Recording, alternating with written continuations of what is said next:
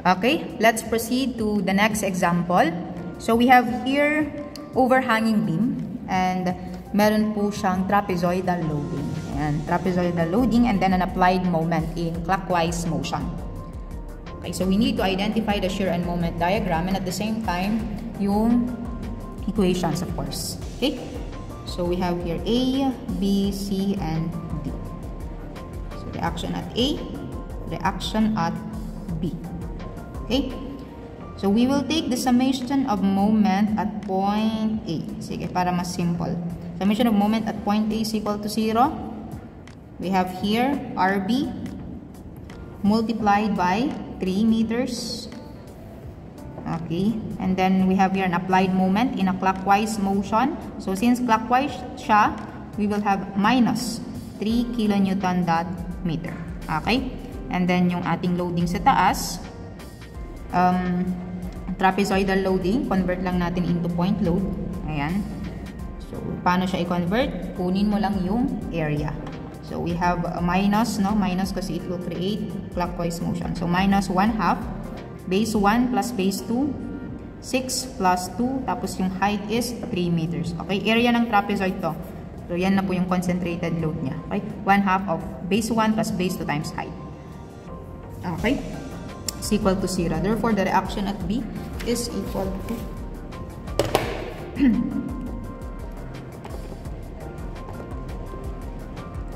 8 by 3.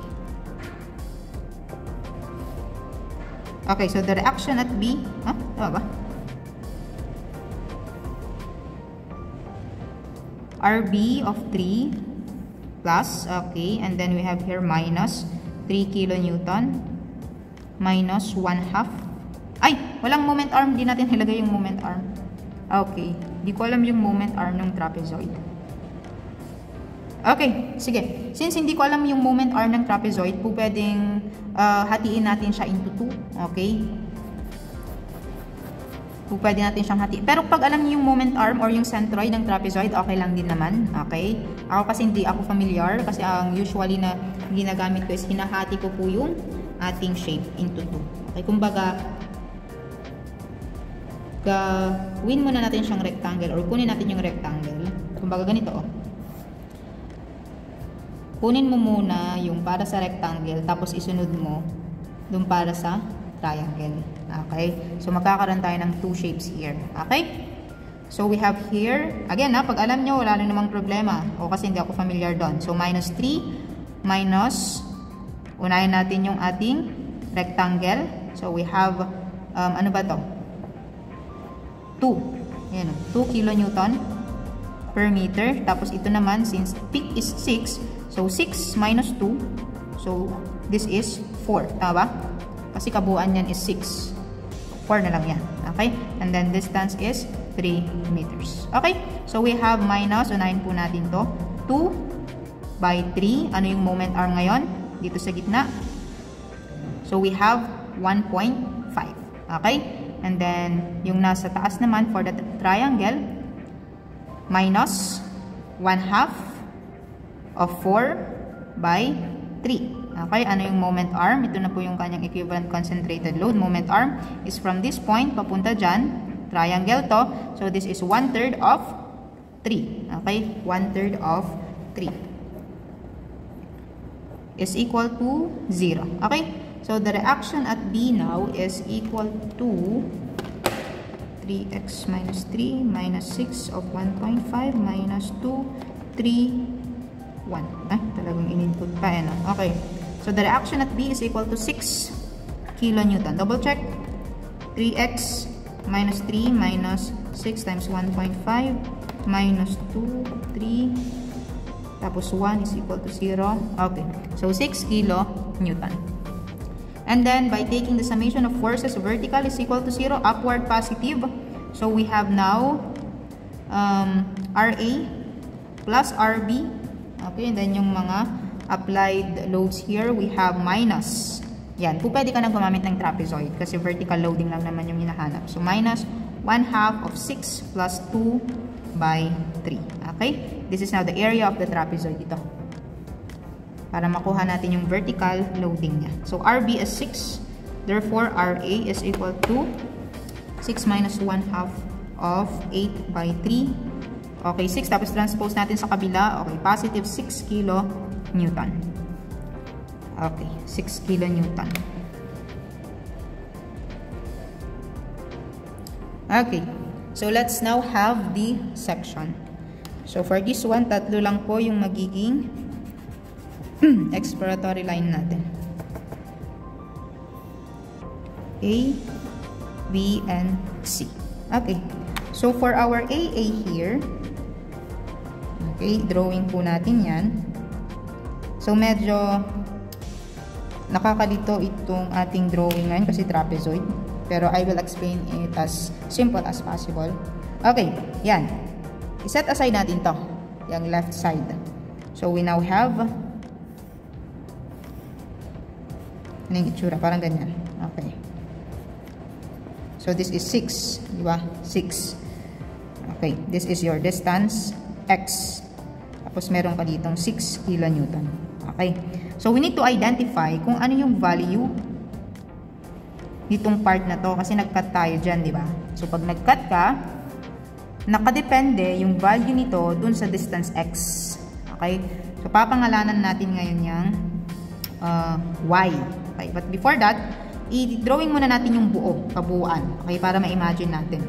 So, ito yung kabuuan niya. Kumbaga, sige, lakihan natin.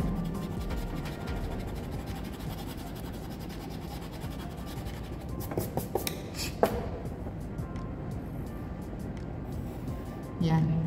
Okay. So, this is 6 kilonewton per meter.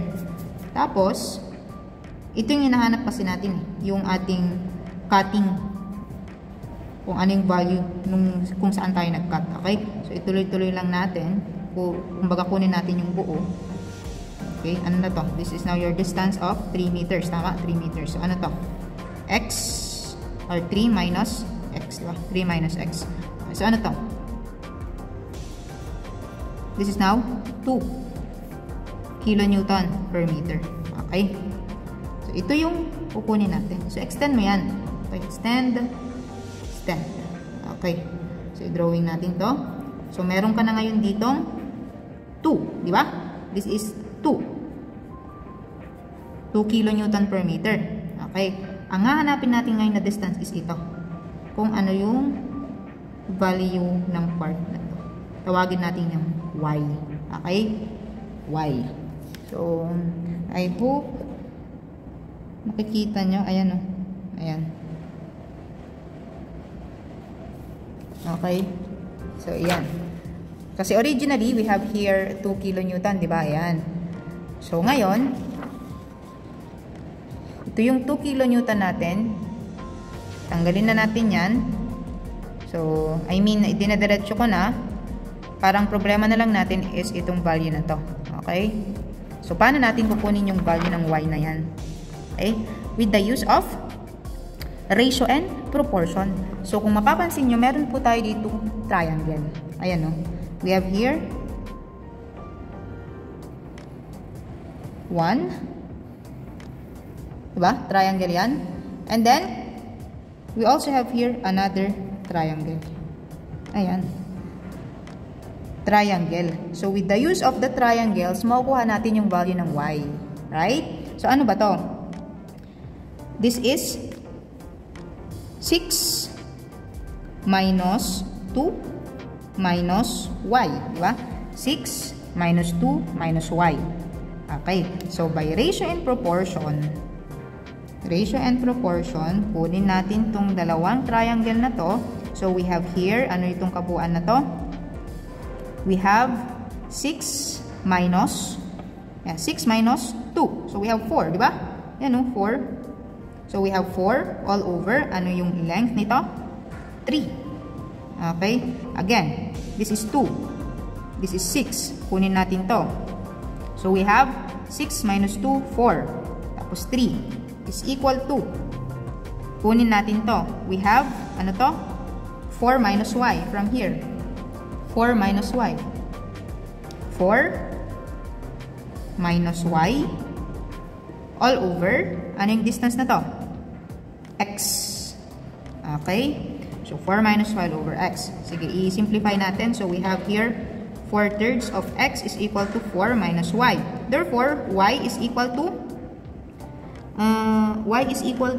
4 minus 4/3 of x. Ba? Transpose ko doon. So 4 minus 4/3 of x. Okay? So alam ko na yung value ng y. So y, pwede na natin i-substitute dyan. Erase na natin. Y mo ngayon is 4 minus 4/3 of x. Ay, ano na ngayon to? 4 minus y. So we have 4 minus y. Your y is minus 4 minus 4/3 of x. So cancel out. Natira is 4/3 of x. Okay? 4/3 of x na lang po ito. Yung natitira dito. Okay? 4/3 of x. Now, using this illustration, mapapadali na po yung ating pagkuha ng shear equation and moment equation. Okay? Sige, i-simplify ko pa ba? Sige, i-simplify na natin. Proceed na tayo sa AA. Kunin na lang natin yung illustration na nagawa kanina. Ayan. So, we have here, para ma-simplify na po natin. Okay? So, this is 4/3 x kilonewton that meter. Ito naman is yung ating 2 kilonewton per meter. Tapos ito is 4 minus 4/3 of x. Okay? And then this will be the distance x. Tapos reaction at A is 6 kilonewton. Okay. So nandito na po yung ating shear at segment AB and moment at segment AB. So for the shear at AB, 6 kilonewton. Ayan, 6 kilonewton. Unahin natin itong shape 1, yung rectangle. Hinati-hati po natin siya, no, para mas madali. Kasi nga hindi ko alam yung for the trapezoid, yung centroid niya later on. Okay? So unahin natin yung shape number 1, rectangle. So we have minus 2. Yung area niya, 2 by x. Okay? Next, ito naman. We have minus 4 minus 4/3 of x. Ano yung length niya? Also x. 4 minus 4/3 x. Length is x. And then yung isa, minus the triangle 1/2 of 4/3 x. Length is x. Okay? And then simplify na po natin. So we have here 6 minus 2x minus 4x plus 4/3 x squared. Cancel out 2 minus 2/3 of x squared. Okay, simplify or remain double check. 6 minus 2x minus 4x plus 4/3 of x squared minus 2/3 of x squared. Okay, tama. And then combine like terms. We now have here 4/3 minus 2/3. We have 2/3. 2/3 of x squared minus 6x plus 6. Okay? Kilonewton. And then for the moment at AB, ayan, 6 moment arm is x. Actually, ito na po yan, di ba? This is the forces. Kailangan lang natin ng distance para sa moment arm. So, po pwede tayong mag-base dito basta confident kayo na tama yung pinagsusulat nyo dito. Idadagdag mo na lang yung moment arm. Okay? So, we have here 6x minus 2x. Ano yung moment arm ko dito? Nasa rectangle po ako. E di yung kalahati nung length kasi rectangle yan. So, x all over 2. Next, minus 4 minus 4/3 of x multiplied by x. Ano yung moment arm? Still x all over 2. Okay, and then yung pinakataas na po, minus 1/2 of 4/3 of x by x. Ano yung moment arm? So from this point papunta dito, that is 2/3 of x. Okay, 2/3 of x. Okay, and then simplify na po natin. 6x minus x squared.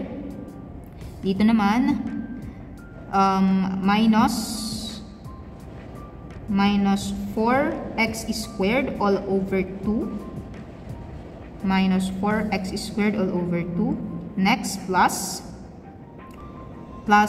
4x cubed all over 6. Tama ba? X cubed. Tapos 6. 4. Plus. Okay, tama. And then dito, we have here, cancel out yan. Magiging 2. Okay, so minus 2 by 2. So 4x cubed all over 9. Okay, double check. So we have here 2 by 2. Ayan, cancel out pala. Tama. 4x cubed all over 9. Okay. And then, combine like terms again. So we have here yung cube 4/6 minus 4/9. So that is 2 all over 9. 2 all over 9x cubed. Okay. And then yung squared, that is negative 2. That's negative. So negative 3x squared minus or plus 6x. Okay. So 2, 9x cubed. This is 2x squared. Negative 2 minus 1, negative 3, tapos plus 6x. Okay. Kilonewton dot meter. So this is now your moment equation for segment AB. This is for the shear. Okay. Okay, and then next segment is for BC. So we have here yung first segment lang naman yung medyo mahirap dito. Kasi trapezoidal siya. This is 6 kilonewton. Okay, so hatiin na natin siya para dire-diretso na. So this is 4 kilonewton per meter, tapos ito 2 kilonewton per meter. Okay? And then this is distance 3 meters. This is distance x, so x minus 3. Okay? And then we have here the shear for segment BC, and then moment, and then yung shear at BC. Okay? So for the shear at BC, we have here, meron pa pala yung support dito, 6 kilonewton. So for our support, we have 6 plus 6. Okay, and then yung load dito. Unahin na natin yung para sa rectangle. Minus 2 kilonewton per meter multiplied by 3. Minus yung triangle naman sa taas, 1/2 of 4 by 3. Okay, so that is equal to, ano yan? 2 times 3, 6. Okay, so negative 6, cancel na, negative 6. Positive 6, negative 6, cancel also. So that is equal to 0. Okay, so the shear at BC is equal to 0 kilonewton. And the next, for the moment at BC, we now have, okay, copyahin na lang natin to because again, these are forces. Ilagay na lang natin yung kanilang moment arm. So we have 6, ano yung moment arm niya? X plus, itong 6 naman na to, 6, moment arm is X minus 3. Tapos yung rectangle, minus 2 by 3, moment arm is yung kalahati from this point papunta dito. That is 1.5 plus x minus 3. And then yung triangle sa taas, minus 1/2 of 4 by 3, moment arm. Ito yung centroid.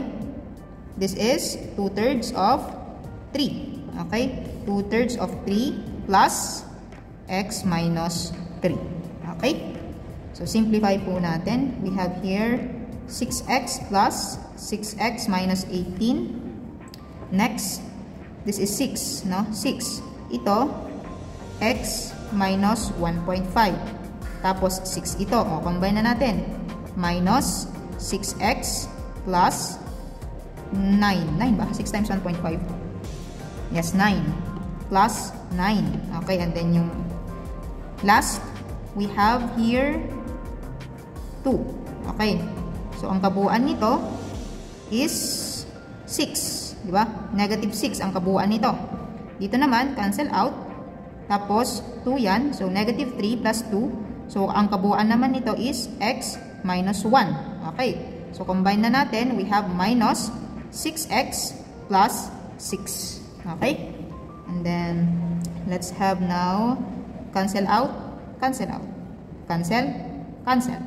Okay, so we are left with constant. So negative 18 plus 9 plus 6. Negative 18 plus 9 plus 6. So we have here negative 3. So the moment at BC is negative 3 kilonewton dot meter. Okay, this is for segment BC. And then for the last segment, segment CD. Okay, segment CD.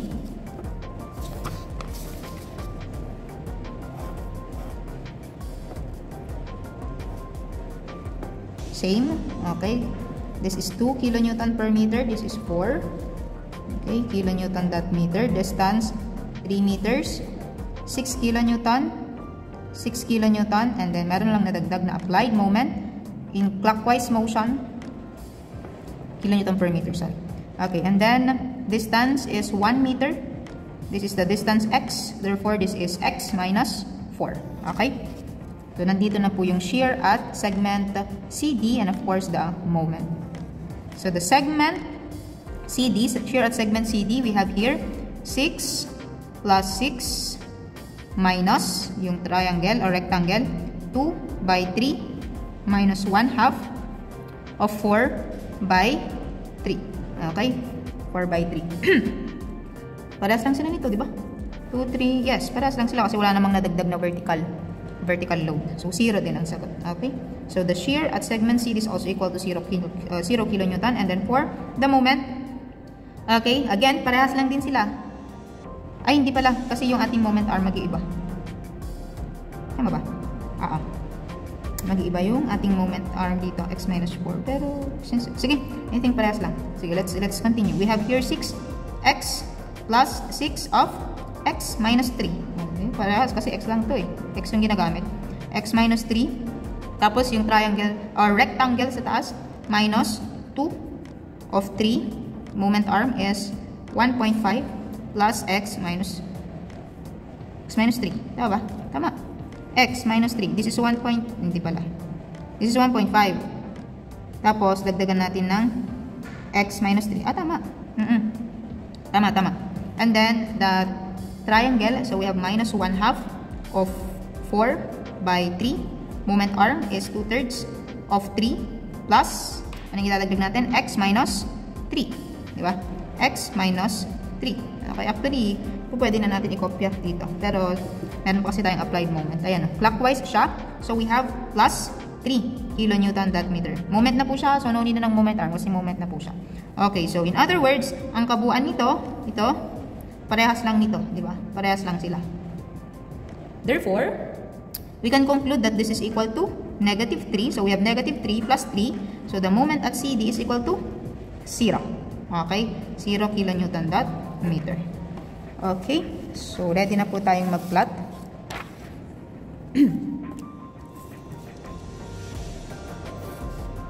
Okay, so here, punta po tayo sa point A. Saan na? Ayan. I-determine muna natin yung mga distances. So, at segment AB, we will be using 0 to 3 meters. Tapos sa BC, 3 to 4. 3 to 4. And then CD is 4 to 5 meters. Okay? So, dito na po tayo at point A. Kopyahan lang natin itong formula or equation. X squared minus 6x plus 6. So, talaga nagkalki pa, no? Okay, 0. So, we have here positive 6. And then, next one, we have here yung para sa distance na 3 meters. Calculate 3. So, we have negative 6. Okay. And then, next, negative 6. Next naman is segment BB. So, this one, 0. Point B is 0. Point C is also 0. Okay? So, point B, so from negative 6, napunta po ng 0. Tapos, 0 ulit yan. And then, dito is 0 ulit. CD. Oh. Point C is 0. Point D is 0. So, 0. Okay. So, paano naman natin yung i-illustrate yung kanyang shear diagram? Okay? So, balikan po natin yung ating notation kanina. If the loading diagram is increasing, the shear diagram will concave downward. Okay? And if the load diagram is decreasing, the shear diagram will concave upward. Okay?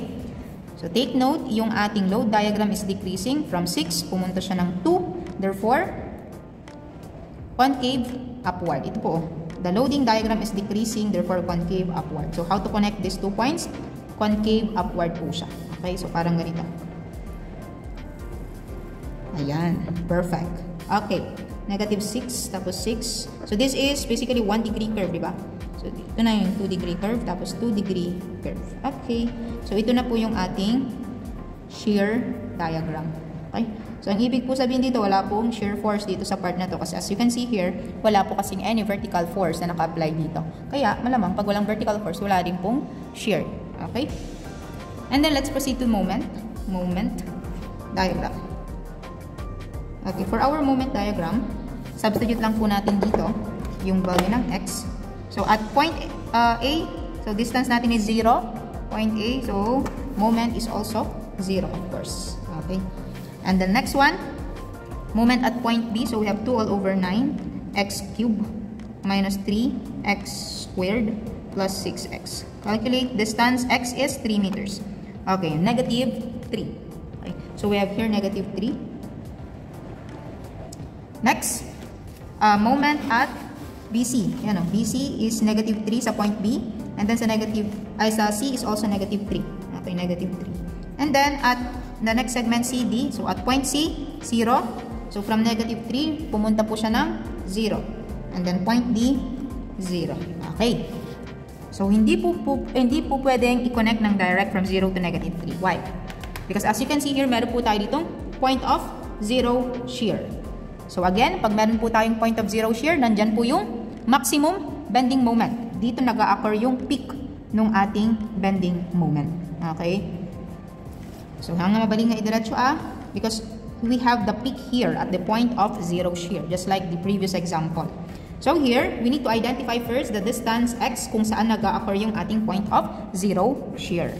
So, ano yung gagamitin nating equation to determine the distance x? The shear equation of segment AB. So, tawagin natin itong A prime. Point A prime. Okay. So, the shear at A prime is 0. Diba? Point of 0 shear nga 0. So, ang gagawin mo dito is to substitute. Guys, kasi yung A prime, it occurs at segment AB kasi. Nasa segment AB siya. Kaya ito yung gagamitin natin. Okay? Hindi mo po pwedeng gamitin yung ibang equation kasi ibang segment na yun. The point of 0 shear occurs at the segment AB. Tsaka, yan, segment AB. Kaya gagamitin natin itong equation na. Okay? So, equate mo lang yan. Ng 0 is equal to 2/3 of x squared minus 6x plus 6. Ayan. And then, calculate natin yung value ng x. So, the x is equal to 1.146. Okay? X is equal to 1.146 meters. So, dyan po mag-a-occur yung maximum bending moment. Now, paano natin i-determine yung value ng maximum moment? Gagamitin naman natin yung equation for the moment. Tawagin nating moment at A prime is equal to, okay, so ang gagawin mo, substitute x with 1.146. So 2 all over 9 x cube, 2 all over 9 x cube minus 3x squared plus 6x. Double check, 2 9x cube minus 3x squared plus 6x. Okay, and then substitute it with the value of x. So we have now 3.27 or 3.271 kilonewton dot meter. Okay? So 3.271 kilonewton dot meter. So yan na po yung peak positive. Okay? So it's time now to connect the dots. So from here, let's review yung notation natin kanina. So yung notation natin is, if the shear diagram is increasing, the moment diagram will concave upward. But if the shear diagram is decreasing, it will concave downward. Okay? So dito, from 6 papuntang 0, there is a decreasing in the shear diagram. Decreasing. Therefore, it will bend like this. So, paano mo i-connect na yan? So, from this point, okay. Ganyan. And the next, from 0 papuntang negative 6 is still decreasing. From 0 to negative 6, decreasing ulit siya, yung shear diagram. So, ganun naman. Okay? Parang itutuloy lang natin yung curve. Okay? So, we have here, yeah. Okay. And then, next, 2 degree yan, so malamang this is a 3 degree curve. Okay, curvature na pababa dito. Okay, sige, i-edit natin. Gawin natin yung drawing. Kasi mapapag-differentiate naman natin kung concave upward or downward. Madali lang namang i-distinguish. Kasi yung upward, pag ganun naman, di ba? Pag ganun, pag ganyan. So, madali lang i-distinguish if naka-upward or downward yung curve ninyo. Okay? And then we have here 3. So, straight line, 0 degree. Tapos, pack. Okay? So, ayan na po yung ating moment diagram. Okay? Moment diagram.